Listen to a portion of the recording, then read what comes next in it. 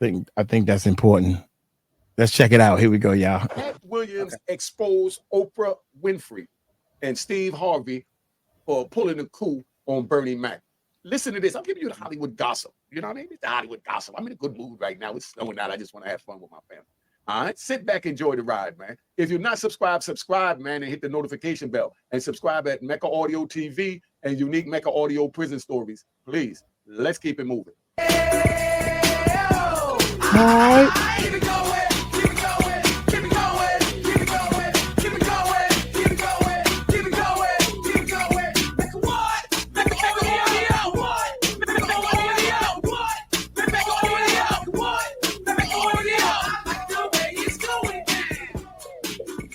Yes, indeed, he missed. Right. You know what it is. You know what it is. You know what it is. Unique Mecca Audio, we here. We talking about Cat Williams. He's going to expose Oprah Winfrey and Steve Harvey for what they did to Bernie Mac. Sit back and listen to this because Cat got all the real. You know Cat. Round of applause to Cat.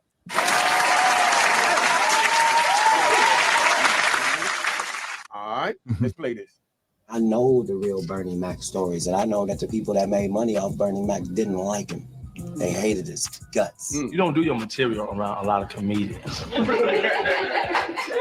That's like stealing in front of the police. They sit on the side. Ooh, that's funny. Next thing you know, you see it on HBO or something. And I know the truth.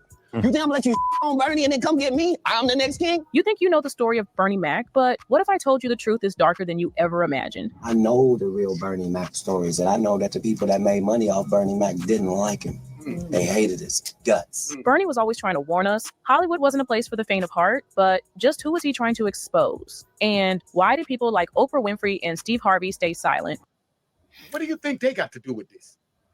Let's sit there. Let's find this out. As he battled an industry that chews people up and spits them out. Why? Because the whole time Bernie was here, you was acting like you was funnier than him. The reason you was supposed to go last is because it was your tour. Tell the truth. It was Steve's tour. Did Bernie Mac expose too much? Was he silenced for warning others about Hollywood's dirty secrets? You don't do your material around a lot of comedians. That's like stealing in front of the police. They sit on the side. Ooh, that's funny. Next thing you know, you see it on HBO or something. Let's take a deep dive into how Cat Williams' confessions are pulling back the curtain on Bernie's life and final days, exposing who was really in his corner and who was pulling the strings. This goes deeper than you might think. Was his fate sealed because he dared to reject their twisted games? And just how deep does the Hollywood underbelly go? Bernie Mac was never shy about telling it like it is. Long before he was Hollywood's go-to comedian, he was warning young actors and comedians about the dangers of fame. And he wasn't afraid to call out the twisted pressures put on entertainers. Hey, y'all, was it Bernie Mac in Players? Y'all remember Players? That's the one with Lisa Ray in it. And the little skinny girl supposed to be a regular round-the-way hood chick that they wound up doing some things to in the dog. Hey, let's play this out. Hold up. From refusing to participate in the notorious Hollywood Kids on Laps antics to calling out Hollywood's obsession with control, Bernie's words seemed to ruffle more than a few feathers. Did you wait? No. It would be her. He warned of a system designed to exploit talent, break down spirits, and leave people desperate for approval. But while he was vocal, his warnings only intensified during his last years as he started to clash with major Hollywood icons. It's now surfacing that Oprah and Steve Harvey may have had a vested interest in silencing Bernie's voice. What do y'all know about Oprah Winfrey and Steve Harvey with Bernie Mac? Put it in the comments. Come on. Why? Because the whole time Bernie was here, you was acting like you was funnier than him. The reason you was supposed to go last is because it was your tour. Tell the truth. It was Steve's tour. Now, it's no secret that Oprah and Steve Harvey run in the same circles as some of Hollywood's biggest players, including controversial figures like Diddy, who has long been rumored to throw secretive, exclusive parties attended by only Hollywood elites. And Cat Williams has made it clear, Bernie was not a fan of these gatherings. Instead, he spoke out against the manipulative tactics and bizarre rituals that often left stars. Linda, hold up, y'all. I didn't even see that with Linda. Puffy gonna take you shopping. No, he ain't either. he gonna take me to where all the orange jumpsuits are at or something, huh? That's all he got now.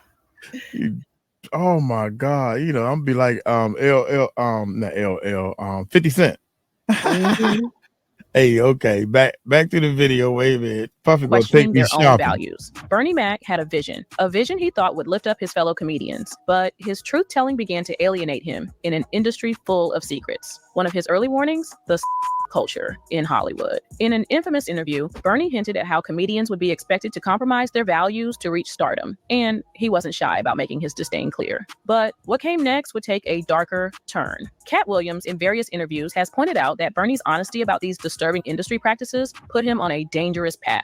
Katt, who considered Bernie both a friend and mentor, explains that the Hollywood machine doesn't take kindly to those who expose its methods. And his fears weren't unfounded. Katt himself has publicly fought similar battles. But the twist? Bernie refused to back down, even as he became a target. From overworking him while he was visibly sick to ignoring his basic health needs, Hollywood pushed Bernie to the limit. There were stories of him forced to continue filming and performing, even when it was clear he was unwell. Stories his daughter has corroborated. This wasn't just fame, it was exploitation. And while Bernie's fans rallied behind him, many of Hollywood's powerful figures, including Oprah and Steve Harvey, stayed silent. Bernie Mac faced numerous challenges in his life, and early on, he had to endure some particularly difficult moments. One of the most heartbreaking events in his life was the loss of his mother, brother, and father. His mother's battle with cancer played a significant role in shaping his life. During an interview with Howard Stern, Bernie revealed the emotional impact of his mother's illness. He recounted a moment when he came home excited after hitting a home run in a baseball game. However, when he entered his home and saw his mother, who wasn't fully covered, he noticed that she had a large scar on her chest. This was a moment of shock and realization for Bernie as he saw that something was seriously wrong. His mother had a mastectomy, and Bernie was frozen with fear. I was frozen, because I just kept looking. And she said, close the door. Bernie's mother tried to shield him from the truth, asking him to close the door and not inquire further. It was a painful and confusing experience for a young Bernie, who turned to his grandmother for answers. She, too, directed him back to his mother, who continued to avoid discussing her condition. Despite the emotional turmoil, Bernie's mother prepared for her eventual passing by writing a 10-page letter to Bernie's aunt, explaining her death and offering guidance on how to take care of him. In this letter, she expressed confidence in Bernie's ability to persevere. The interviewer acknowledged that this was an emotionally charged story and appreciated seeing this vulnerable side of Bernie beyond his public persona as a funny man. Yeah, that's deep. That go to show you how powerful the women are in our lives. That's why you young brothers out there, you put your hands on a female. Remember, that may be somebody's mother. And that's the only thing that I know that not too many people could disagree with that's tolerable for a child to fight. And I know a lot of y'all not. And I tell my grandkids straight up, if somebody put their hands on you or disrespect you, or take something from you, you fight, and you fight like hell. I deal with your mother and your father telling you not to fight, but granddad telling you fight. You got to give them that balance the same way you got that, that mother and you have that father. You got to have that tough, and you got to have that love. You know what I mean? And their parents, my grandchildren's mother and father, you know what I mean? They're the love, and I'm that tough. They know when they come around grandpa, they're going to be shaped. That's my job as a grandfather, is to shape them, if y'all can understand where I'm going with this, because I'm feeling this conversation. Their mother and their father is going to love them. They're going to teach them to say thank you, no thank you, please, excuse me, open doors, all of that. That's their mother and father's job. I'm going to oversee as the grandfather that they carry that out. But my job is to give them that real wisdom, that old school wisdom that their mother and their father don't know. Because it's been carried on through generations that, how do you say it? It's carried on through generations that you say thank you. You say no thank you. You pull out a chair for a lady. We know that. But how many times do you know that if you allow someone to steal something from you one time or put their hands on you one time, you're opening the door for them to always take from you, because they won't be stealing anymore. Now they'll be taking, because you'll know who's doing it. Yeah.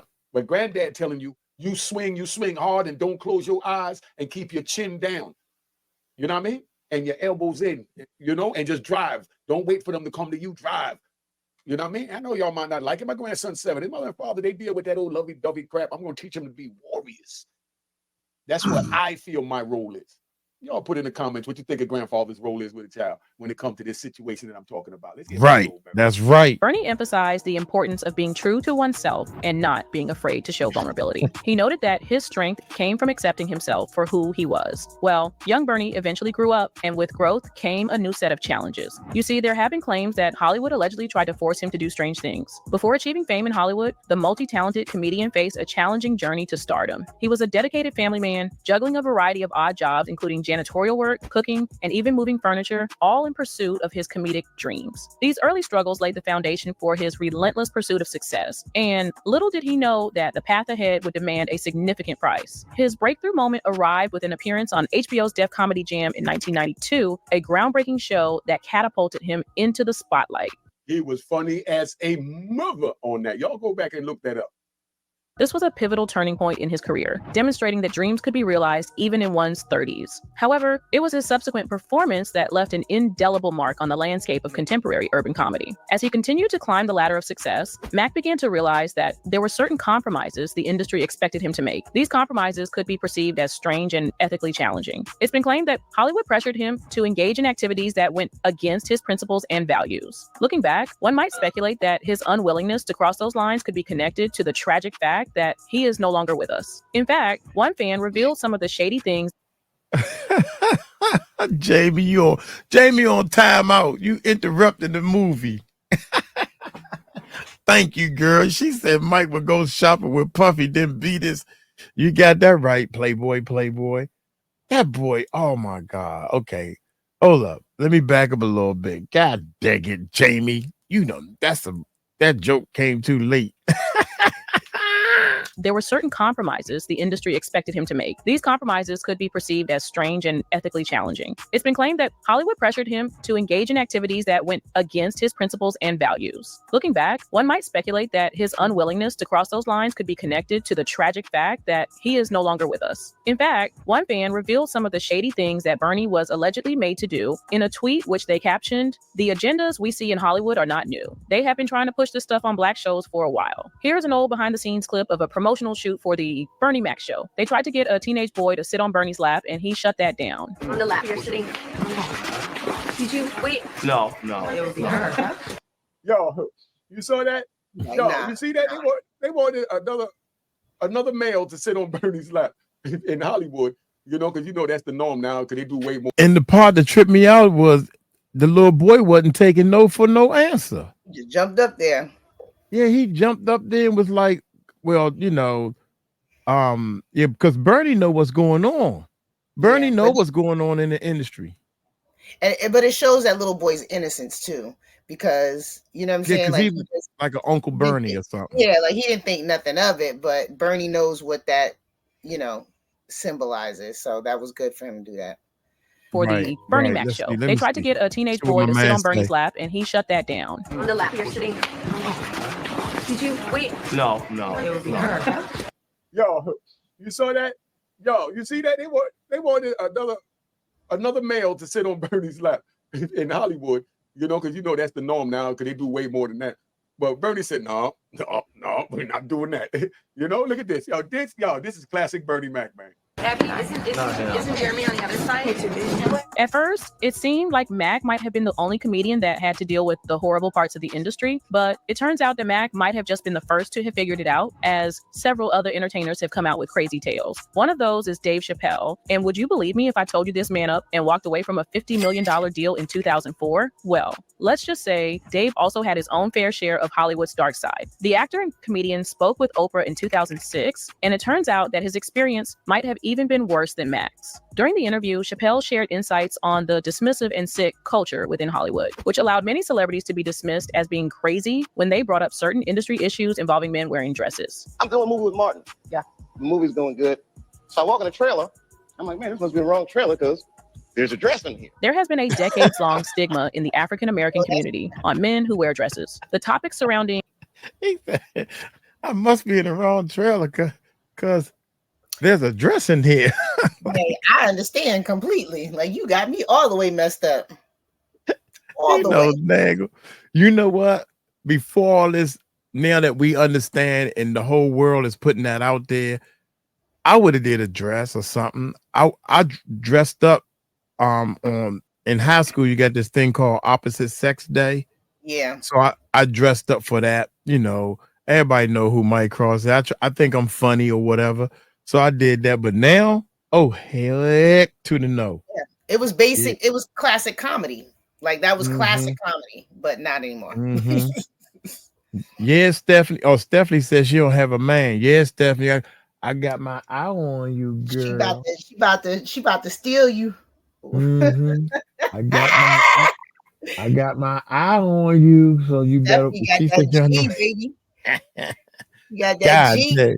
Throwing that Yeah. G out there.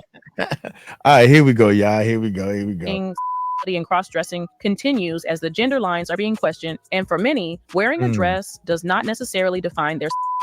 In Hollywood, several black male comedians have portrayed feminine characters that wear dresses on television. While these characters like Shanina Jenkins from Martin and Medea have long been funny to some people, others have deemed these portrayals emasculating to the black man. And Chappelle, just like Mac, is one of those people. Chappelle gave an account to Oprah Winfrey during their interview about how everyone from the film's writers to the producers on a movie set attempted to persuade him to wear a dress. Hey, you put this dress on, and what? It's costume. No, I'm not doing that. I don't feel comfortable with it. That should have been in the discussion. The comedian, who shared that he was uncomfortable with doing so, described the insistent attempts from the controlling parties of the set, who all said all of the greats did it at some point. But no matter how hard they tried, Dave Chappelle would not budge. The experience led Chappelle, who admitted to being a conspiracy theorist to a degree, to feel as though there was an agenda to get prominent African-American actors in Hollywood to wear women's clothing. The A Star is Born actor begs the question, all the comics that I've seen, Strong Brothers, why they be putting us in these dresses? It's a hilarious bit. All the greats have done it. So, well, if all the greats have done it, it's kind of hacky, right? You're right. So why don't we just not do it? Because I don't feel comfortable wearing a dress. Unlike Chappelle, who was very vocal about not wanting to wear women's clothing, many other great comedians have opted to do so. For example, actor and comedian Eddie Murphy has done so on more than one occasion in notable films such as The Nutty Professor and its sequel, Nutty Professor 2, The Klumps, and Norbit. In any case, Hollywood allegedly did way more to Bernie than just force him to do things he wasn't comfortable doing. According to Reginald Ballard, Bernie was also being overworked by Hollywood. Well, you had said that you felt like they worked him to death. Because he was doing Ocean's 11 at the time? I believe so, man. Reginald Ballard, who shared the screen with Bernie Mac in the star-studded ensemble of Ocean's 11, spoke candidly about the toll that Hollywood's relentless demands took on the beloved comedian. Ballard recounted that during the production of Ocean's 11, Bernie Mac confided in his fellow cast members about the exhaustive schedule he was enduring. He told us that he was doing so much, Ballard revealed. When Brad Pitt broke his ankle and production had to be delayed, it cut into Bernie's time for other projects like Guess Who. He had to rush and try to do a lot of stuff, and he felt that they didn't understand that it wasn't his fault. They put him in a compromised position that he really didn't want to be in. This revelation sheds light on the grueling pace at which Bernie Mac was forced to operate, juggling multiple film projects and promotional commitments back to back. The pressures of maintaining a demanding work schedule while navigating health issues began to take a toll on the comedian's well-being. Ballard further disclosed that Bernie Mac's health was a constant concern during the filming of Ocean's 11. The actor had been hospitalized prior to shooting due to health complications and was taking medications, including prednisone, which caused noticeable changes in his appearance. We used to do a scene and he had to go upstairs to his dressing room to get oxygen, Ballard recalled. He'd come back and do the scene again. He was basically working while he was sick. Aside from this, there were speculations that Bernie was overworking himself so as to prove his value in the industry. Fast forward to 2000, a comedic spectacle graced the spotlight, inducing fits of laughter and etching its legacy into the annals of stand-up history. Directed by the visionary Spike Lee, the original Kings of Comedy featured the uproarious talents of Steve Harvey, D.L. Hewley, Cedric the Entertainer, and Bernie Mac.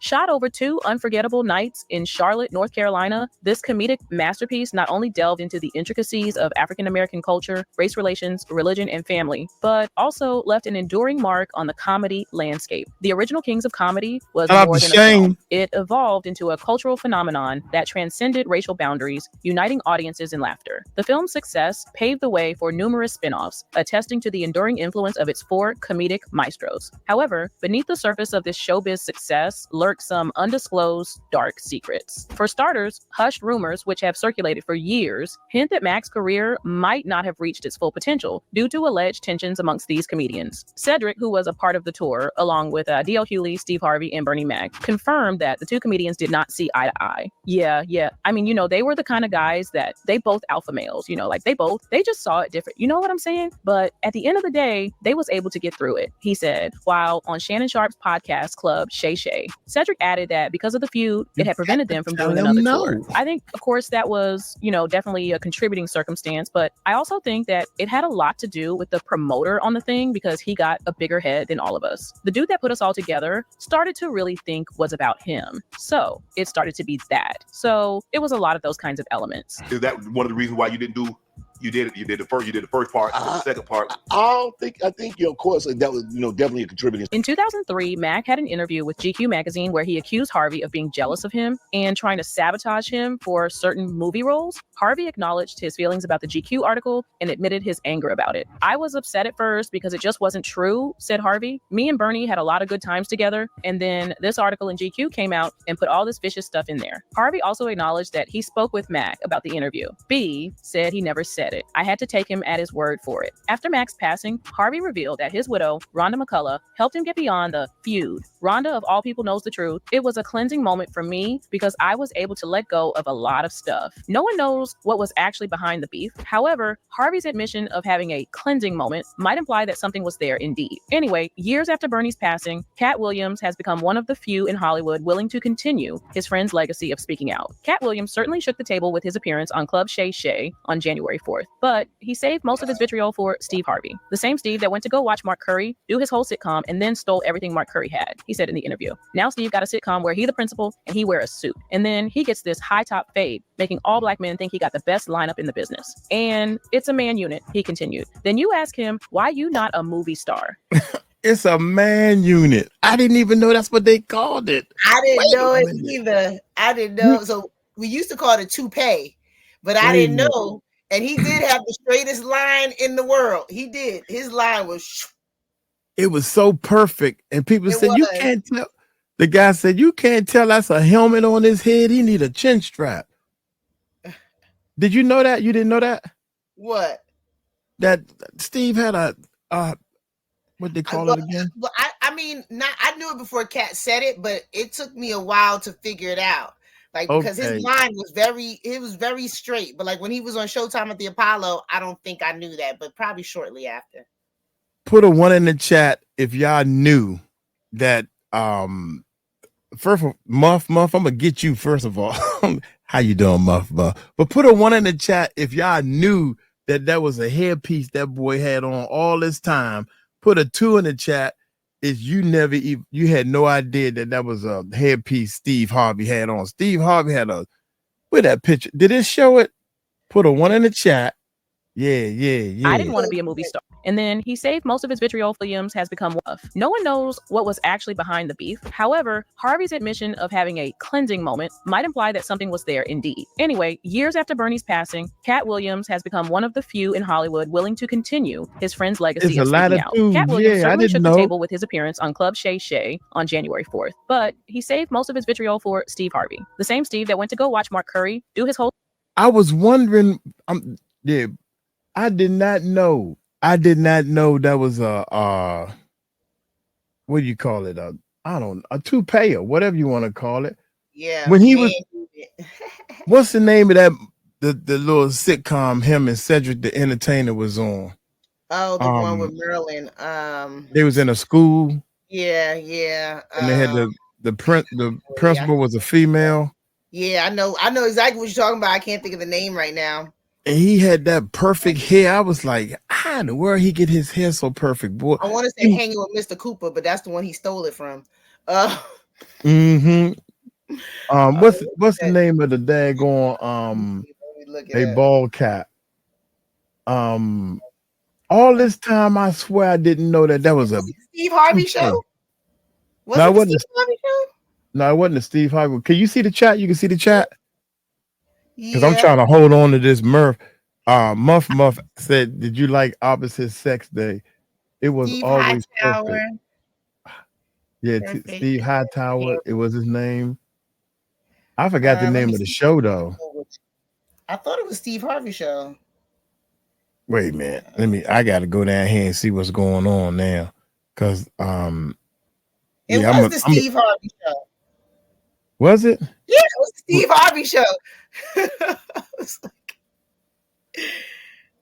You heard me? Yeah. I heard you. Yeah, it was the Steve Harvey show. You looked it up? Yeah, I looked it up on Google.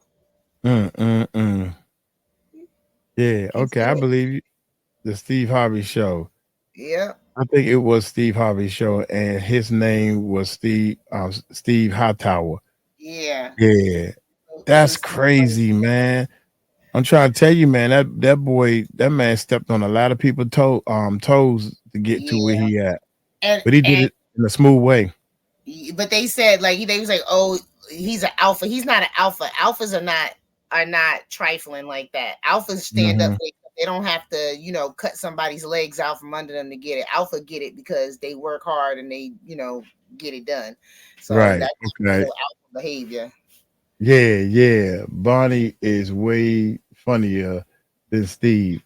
Yeah, here we go. And then stole everything Mark Curry had, he said in the interview. Now Steve got a sitcom where he the principal and he wear a suit. And then he gets this high top fade, making all black men think he got the best lineup in the business. And it's a man unit, he continued. Then you ask him, why you not a movie star? I didn't want to be a movie star. This the same that hated on Bernie Mac with this same thing. There are 30,000 new scripts in Hollywood every year. Not one of them asks for a country bumpkin black dude that can't talk good and look like Mr. Potato Head. There ain't none. You have to have range. Following this, Williams also revealed why he turned down a role in the original Kings of Comedy. I know the truth. You think Emma let you ish on Bernie and then come get me? I'm the next king? Why? Because the whole time Bernie was here, you was acting like you was funnier than him. The reason you was supposed to go last was because it was your tour. Tell the truth, it was Steve's tour, Williams added. Y'all thought y'all had one over on him. You thought he was black and ugly and you were good looking and he couldn't make it because you did.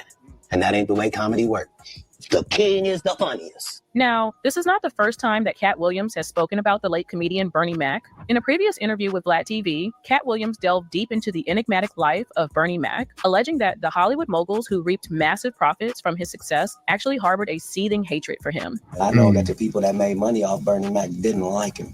They hated his guts. And that was our king.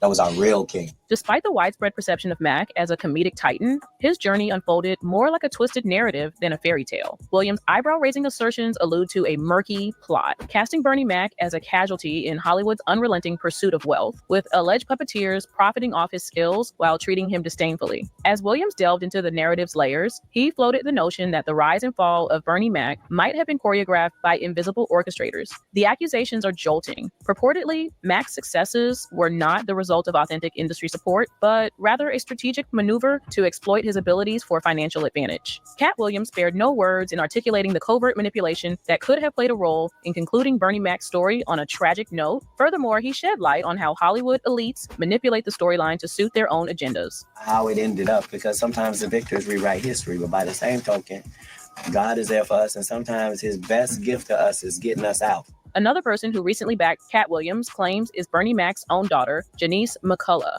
McCullough focused on Williams' expression of praise for her father while calling out comedians, namely Steve Harvey, who allegedly tried to slight Mac before he passed away at the age of 50 in 2008. She said, I don't know Cat Williams.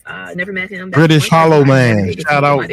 But from everything that I've ever heard my dad, say, he's always seemed like a stand-up dude. So I have no quarrels with him. McCullough said she has the utmost appreciation and respect for the Pimp Chronicles jokester for his remarks. I felt like it was genuine. There are some people who have given my dad his flowers now that he's dead that I'm looking at like, now, doggone well, you wasn't doing that when he was alive. And that's not just famous people, just people all across the board. She explained that Williams' praise for her father was proof that the late comedian was a man of integrity. It does my heart good that my dad was a stand-up guy. The man that I knew him to be was who he actually was to people. Cause that's the thing. Like, we can love people and think they one way and find out later. McCullough continued, I just really appreciate what I believe is genuine love and respect that Cat Williams showed my father. She added that she is open to having a sit down with Williams. Knowing all that we know now, the question still remains, why did people like Oprah and Steve stay silent when Bernie was clearly struggling? The answer may lie in the powerful connections these figures hold within Hollywood. Oprah, a close friend of industry giants and rumored to attend exclusive gatherings, seemed to distance herself from Bernie during his most challenging years. Steve Harvey, on the other hand, has had his own struggles in Hollywood, but chose to align with the powerful rather than speak out. It's been revealed in past reports that Oprah and Bernie share connections with some of the most controversial figures in Hollywood, and Bernie's warnings about the parties align suspiciously with the rumors surrounding these Hollywood elite gatherings. As Cat Williams once hinted, perhaps Bernie's outspokenness was getting too close to the truth, a truth Hollywood's power players didn't want coming to light. From rejecting Hollywood's pressures to join their social elite to publicly refusing to play into questionable industry norms, Bernie made powerful enemies. And with Oprah and Steve silent on these issues, many are now questioning if they chose their loyalty to Hollywood over loyalty to a friend. Anyway, that's it for this video, folks. Bye. All right, so that's where we at, man. What do y'all think about that? Let's talk about that and see where we're going to go. All right, let's talk about that and see exactly where we're going to go. But you tell me now, where we at with? Okay, Shane. Sorry, y'all. Okay, Shane. Most definitely. Shane in the chat room, y'all. Shout out to Shane. Shane is a type of person that does a whole lot of work behind the scenes. Shane, shout out to Shane and all that good stuff, man. Wait a minute, y'all. We got enough. We got 2 more Cat Williams that we're gonna do. Murph. Is that Muff? That's Muff, right? I said Murph. There's no Muff. R in there, Michael. Muff. Getting buff. Mother bird. I'm sorry, Muff 40. But I put your thing up on the boy. I'm learning Muff.